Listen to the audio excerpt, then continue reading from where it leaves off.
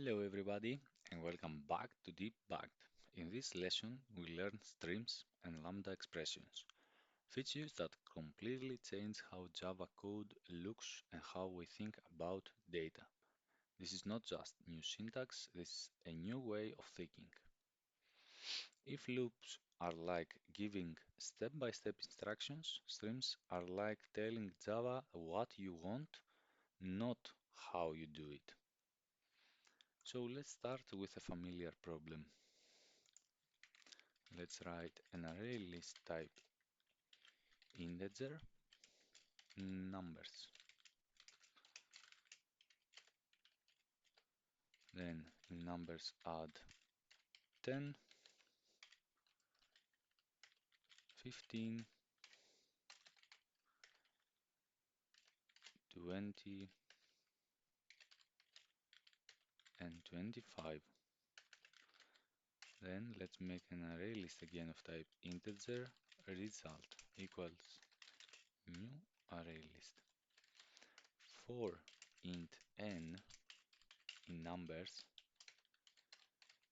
if n greater than 15, then result dot add n multiplied by 2. And after all happens, let's print the result. Let's run this. Okay, this works, but notice how much mechanical detail we had to write. This is like telling a chef, take the ingredients, cut them, heat the pan, cook for 5 minutes, and then serve, instead of simply saying, give me grilled vegetables. So what streams are? A stream is a pipeline of data operations.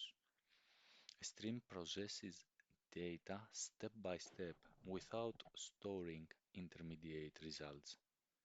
A stream is like a factory conveyor belt. Raw items go in, each station performs one operation, final product comes out. You don't manage the belt, you define the stations. So let's create a stream. Let's say numbers dot stream dot filter. Inside our filter we are going to write this, then map n multiplied 2, and for each one let's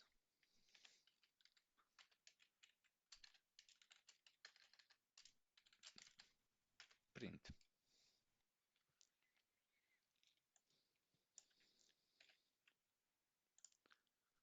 If we run this, you will see we have 40 and 50. So stream is the start of a conveyor belt. Filter keep only numbers that are greater than 15. Map transform its number, and for each consumes the final result. Now, what a lambda is? A lambda is just a short function written in line. So a lambda is like giving quick instructions. Instead of please follow this 10-page manual, you say if the number is greater than 15, keep it. Now, this is a lambda syntax. N is the input. The arrow means goes to, and n greater than 15 is the result. This is like writing Boolean test that takes an int and return if the n is greater than 15. This whole method is casted inside in this very small line.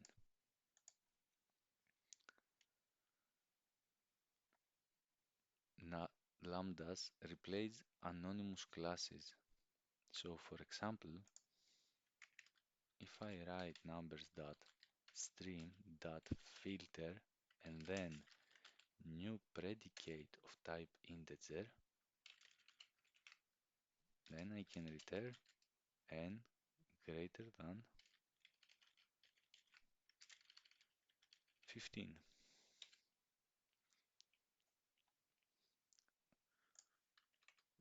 Then the lambda is,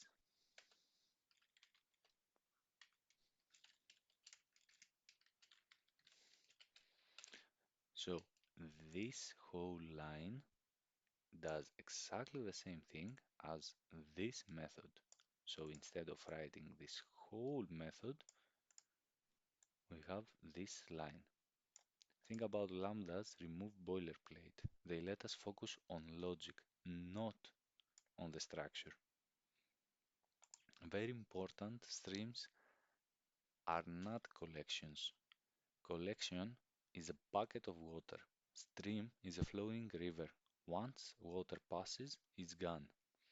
To demonstrate this, let's write numbers dot stream for each system dot out println. So numbers dot stream again, and it's okay. But if we write stream integer,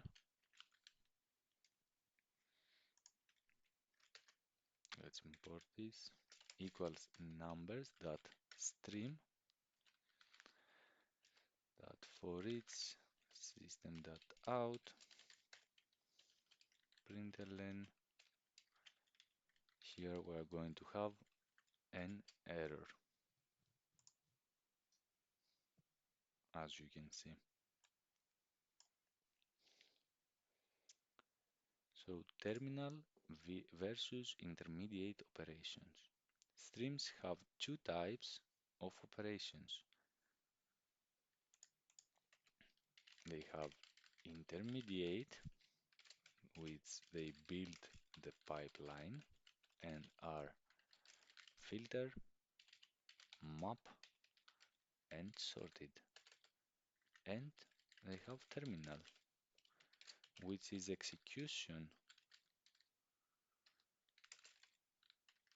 part of the pipeline. For example, for each, collect, and count. Intermediate is like setting up machines, while terminal is like pressing the start button. No terminal, nothing happens. So for example, about collecting results, if I write that a list of type integer named collected equals with numbers, sorry, not here, equals with numbers dot stream dot filter, again n goes to n greater than 15, map and multiply by 2, collect this time, collectors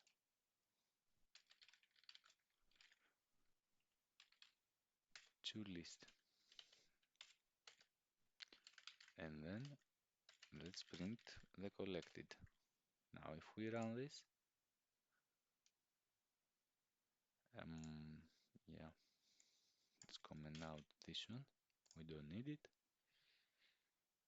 You will see the collected are 40 and 50.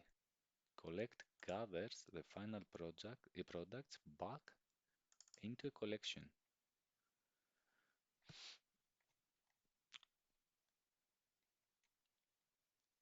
We can also have um, streams with objects.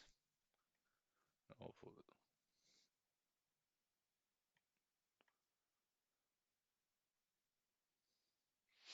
so, why streams matter in real systems? Streams are used everywhere. Data processing, backend services, analytics, filtering API results. They reduce bugs and increase readability. Now let's talk about some common mistakes. So, mistake one, using streams for everything. Simple loops are still okay, so it depends on the usage. Mistake 2, writing complex lambdas. If it's unreadable, then better extract the method. And mistake 3, forgetting the terminal operation. No terminal means no execution. Now, about mentality, streams describe what should happen, not how to do it. Lambdas describe small pieces of behavior, not full programs. So today you learned what streams are, how pipelines work, what lambdas are, how lambdas replace boilerplate, intermediate versus terminal operations, collecting results, and streams with objects. This lesson modernizes how you write Java. In the next lesson, we will explore optional and null safety, how modern Java avoids null pointer exception without defacing code everywhere. Until next time, see you.